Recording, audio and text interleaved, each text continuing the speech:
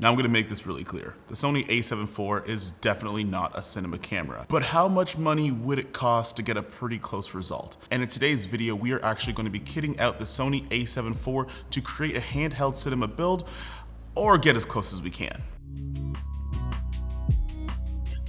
Now in this video, I am going to make one assumption, and that's assuming that you have the necessary parts to get this camera working in a vlogging type scenario. So things like the main lens you're going to be using, the microphone you're going to be using, and even your SD card are things that you probably have anyway. So for this video, it's actually specifically about the cinema rig build. So these are items here that I'm assuming that you guys have in one way, shape, or another. If you guys want to pick these up, they're in the link in the description down below, along with the rest of the items in this kit. Now every kit begins with K, but every rig starts off with a cage. And we're actually going to be using the SMALLR Sony A7IV cage for this camera. I picked a lot of the SMALLR parts because they are super affordable in comparison to the other things that are offered, and they're a pretty reputable brand and they're pretty trustworthy in terms of their build and their quality. I also like that all of the cages come with this little tool here, so it makes it a lot easier to actually get the mounting screws and the points on your camera. And there you have it. We have just spent our first $69 on this rig. Nice. Now this is going to be the ARRI rosette mount that's going to go on the side of my cage. Now if you are using any accessories that require the ARRI rosette mount, you can put this on the side of your cage, and it's an easy way to use some of the accessories that you already have on this Sony rig cage. Next is going to be our small rig base plate. Now this is a pretty simple base plate, and essentially what it does is it gives you the ability to mount things like tripod plates,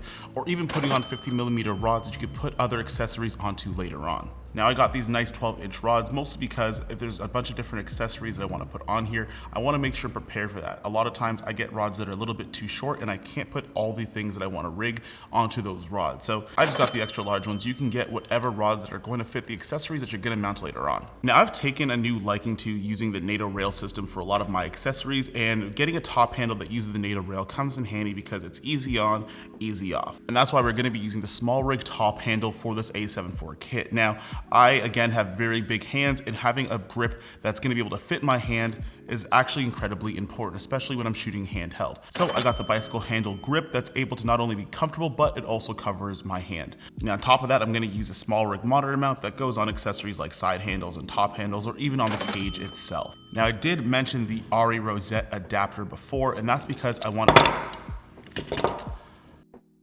Now I did mention the ARRI rosette adapter before, and that's so I could put on my wooden side handle. Now, this might not be the most affordable thing in the world, but it is a really nice side handle. And for the same reason why I have the top handles, I do need something that's going to be able to fit, that's comfortable, and it's high quality. Now, this one actually uses the ARRI rosette mount, which I like a lot because it's nice and it's sturdy, and by using the adapter, I'm still able to use it on something like the Sony A7IV handheld rig.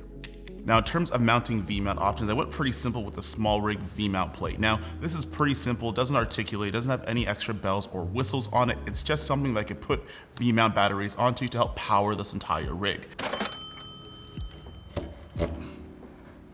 Now the power to this rig, I'm using an FXL Ion. It actually looks like FX Lion. Now this is the V-mount battery that I'm gonna use to power this kit. Reason being is it actually has a USB-C port that's in it, so I could actually use this to power the A7IV by using a USB-C cable. On top of that, you do have your regular D-tap that's on there that's gonna be able to power things like our monitor. And then next is going to be our monitor, and this is the Atomos Shinobi 5-inch monitor. It's the original version, there's nothing new, no bells and whistle, and it connects by HDMI. Now I also picked up a small rig thin HDMI cables. I do find the coil ones to be useful, but what ends up happening is it gets a lot in the way. But with this thin one, not only is it nice and inconspicuous, but it also has this little Velcro on here too for great cable management.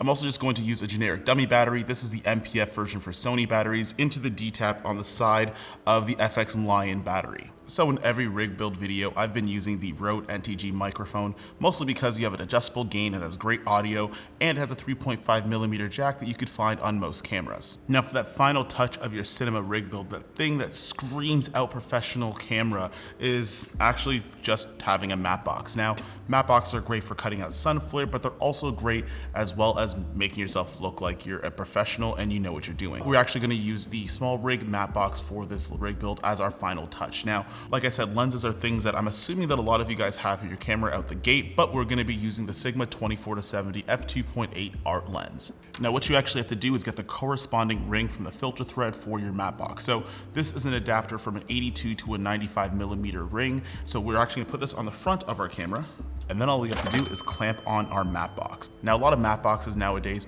only have the option of going with 4x5 type filter sizes, kind of like this one, which is my Dream Effects by Prism Lens Effects. Now that can get pretty expensive when you want to get different filters in this format. And in the interest of keeping things cost effective, what SMALLR actually did was pretty interesting. The rings that they actually have as their adapter rings are double-sided. So you could actually put in filters just like this 82mm TIFFEN Black Pro Mist on your matte box without having to go out of your way to change your lenses. So this is as close as I can get to rigging out the Sony A7IV to be more of a handheld cinema rig type of setup. Now after all that setup, how much money does it cost to get something like the Sony A7IV, a mirrorless camera, to look and feel a little bit more like a cinema camera? And after doing all the math, I actually didn't do all the math, we are looking at anywhere between $1,083.66 and $1,110.75. Now the reason why there's a little bit of a variance is based on your region and based on what's on sale, or even the slight variations in some of the equipment that's in this kit. Your prices might vary by about $10 to $30. But that being said, that extra $1,000 could help rig out your kit from something that looks more like a mirrorless camera to something that's a little bit more professional for your client projects. Now we did make the assumption that you already have lenses, some form of a microphone, and SD card, so those things aren't included in this rig build. But if you want the links to everything that was mentioned in this video, it is down below, so you can pick it up yourself or at least check those things out and see if you'd be interested. That being said, this is the end of the video, and I'll see you guys in the next one. Peace.